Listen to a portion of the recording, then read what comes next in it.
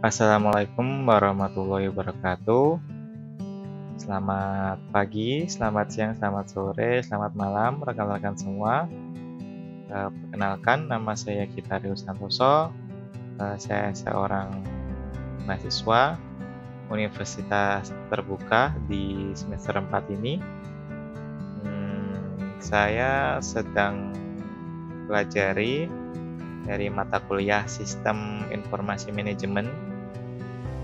Pada kesempatan kali ini saya akan membahas mata kuliah Sistem Informasi Manajemen di modul 1 mengenai sistem informasi dalam bisnis. Saya mau disclaimer dulu untuk rangkuman ini saya buat sendiri ya, untuk bahan belajar saya sendiri. Semoga membantu rekan-rekan kerja yang sembari kuliah yang belajar sistem informasi manajemen agar untuk menambah wawasan dan untuk menambah rangkuman dari mata kuliah sistem informasi manajemen. Lanjut. Nah, modul 1 ini kita akan membahas sistem informasi dalam bisnis. Modul 1 ini terdiri dari 3 kegiatan belajar. Untuk itu, untuk video kali ini kita akan bahas terlebih dahulu di kegiatan belajar 1 mengenai pengertian sistem informasi. Ya, untuk sistem informasi adalah kita akan bahas terlebih dahulu sistem ya. Sistem adalah sekumpulan komponen yang saling berinteraksi dan bekerja sama untuk mencapai tujuan yang sama. Nah, ini dapat kita lihat dalam lingkaran putih ya. Ada subsistem. Nah, dari subsistem ini akan berkumpul ya dari 3 subsistem jadi satu yang disebut menjadi sistem. Dari sub-sub ini berkumpul menjadi sistem. Nah, dari sistem-sistem yang lainnya bergabung akan membentuk yang namanya suprasistem. Nah, jadi suprasistem sekumpulan sistem besar itu terdiri dari sistem-sistem dan tiap sistem terdiri dari subsistem. Nah, lanjut untuk sistem kita ketahui untuk pengertiannya. Lanjut informasi. Informasi adalah data yang sudah mengalami pengolahan sedemikian rupa sehingga dapat digunakan oleh pengguna dalam membuat keputusan. Dari 2 pengertian tersebut disimpulkan sistem informasi adalah suatu sistem yang digunakan untuk mengumpulkan, mengolah, menyimpan, dan mendistribusikan informasi. Nah, sistem informasi ini dalam organisasi ada 3 dimensi. Yang pertama adalah dimensi organisasi, yang kedua dimensi manajemen, dan yang ketiga adalah dimensi teknologi. Kita bahas satu persatu ya.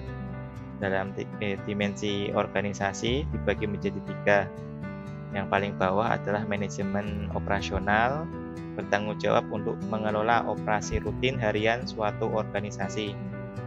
Di bagian tengah ada manajemen menengah, bertanggung jawab untuk menjalankan dan menerjemahkan strategi serta kebijakan dari manajemen senior. Di paling puncak ada manajemen senior yang bertanggung jawab untuk menentukan arah organisasi, keputusan yang dibuat jangka panjang, mempengaruhi keseluruhan organisasi, dan berdampak besar. Lanjut, selain dimensi organisasi ada juga dimensi manajemen. Dimensi manajemen dibagi menjadi 4, yakni adalah perencanaan, pengorganisasian, pengarahan, dan pengendalian. Perencanaan, manajer menetapkan arah, sasaran, dan tujuan organisasi, kemudian dibuat rencana untuk mencapainya. Lanjut, pengorganisasian, manajemen berusaha untuk mengalokasikan sumber daya yang dimiliki untuk merealisasikan rencana yang telah disusun demi pencapaian tujuan organisasi. Nah, Lanjut, pengarahan. Pengarahan, manajer mengarahkan anak buahnya untuk bekerja mencapai tujuan organisasi dengan menggunakan sumber daya yang dimiliki secara efektif dan efisien. Terakhir, pengendalian. Pengendalian, manajer mengarahkan supaya jalannya organisasi tidak melenceng dari pencapaian tujuan organisasi. Nah, terakhir, dimensi teknologi. Dimensi teknologi terdiri dari perangkat keras komputer, perangkat lunak komputer, teknologi pengolahan data, teknologi jaringan dan telekomunikasi data, prosedur, dan manusia. Untuk perangkat keras, pengertiannya adalah perangkat fisik yang digunakan untuk pengolahan data menjadi informasi. Untuk perangkat lunak adalah kumpulan instruksi yang digunakan untuk mengendalikan dan mengkoordinasikan perangkat keras komputer untuk melakukan suatu pekerjaan. Lanjut, teknologi pengelolaan data, perangkat lunak komputer yang secara khusus ditujukan guna mengelola data di dalam media penyimpanan fisik. Lanjut, teknologi jaringan dan telekomunikasi data terdiri dari perangkat fisik dan perangkat lunak yang digunakan mentransfer data dari satu lokasi fisik ke lokasi fisik lainnya. Lanjut, prosedur. Prosedur merupakan panduan tertulis yang mengarahkan bagaimana suatu sistem informasi beserta teknologi di dalamnya digunakan. Yang terakhir, manusia. Manusia adalah pengembang, pengelola, dan pengguna sistem informasi. Nah, berikut kegiatan belajar 1 mengenai pengertian sistem informasi sudah selesai. Kita akan rangkuman dari kegiatan belajar 1 tersebut. Sistem informasi adalah suatu sistem yang digunakan untuk mengumpulkan, mengolah, menyimpan, dan mendistribusikan informasi.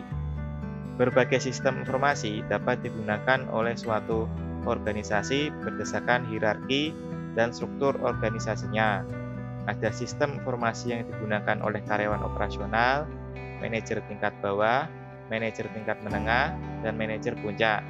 Tiap tingkatan memiliki karakteristik yang disesuaikan dengan jenis pekerjaan dan tipe keputusan yang dibuat.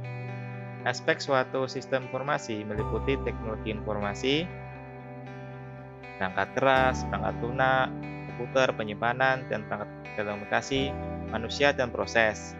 Investasi teknologi informasi tidak akan berhasil jika tidak disertai investasi pada aset pelengkap yang dibutuhkan guna merealisasikan nilai investasi tersebut. Aset pelengkap tersebut terdiri dari aset organisasi, aset manajerial, dan aset sosial. Selesai untuk kegiatan belajar 1 pengertian sistem informasi. Lanjut untuk tes informatif 1. Silahkan mengejarkan tes tersebut pada modul. Setelah selesai, nanti dapat dilihat kunci jawabannya. Lanjut ke modul berikutnya.